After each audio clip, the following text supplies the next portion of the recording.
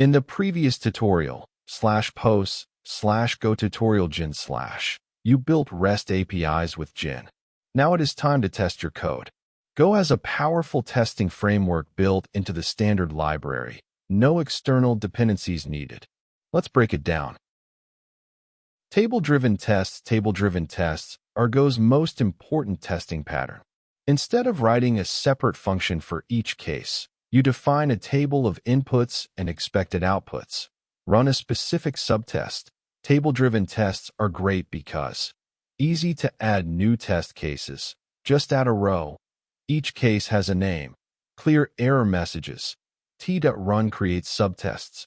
Run them individually. One structure covers all edge cases. Testing with Testify. The standard library works well, but Testify makes assertions more readable. The difference between assert and require. Assert reports failure. Test continues. Require reports failure. Test stops immediately. Use require for errors that make the rest of the test meaningless. Use assert for checking values. Benchmark tests. Go has built-in benchmarking. Benchmark functions start with benchmark and take testing.b. Run benchmarks. Output b.in. Go automatically adjusts this number for accurate timing. Bench equals. Run all benchmarks. Regex pattern.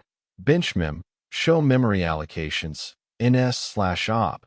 Nanoseconds per operation. b/op. Bytes allocated per operation. alloc/op. Allocations per operation. Fuzzing tests your code with random inputs to find edge cases you did not think of. Go 1.18 Plus has built-in fuzzing. Run fuzzing. The fuzzer generates random inputs and tries to find inputs that crash your code. If it finds one, it saves it as a test case in testdata/fuzz/, so it runs on every future Go test. Testing HTTP handlers. Go's net/http/test package lets you test HTTP handlers without starting a real server. The pattern is always the same. 1. Create a hiptest.newRecorder to capture the response to. Create a http.newRequest with the method, path, and body 3. Mocking with interfaces. Go does not need a mocking framework. Use interfaces to replace real dependencies with test doubles.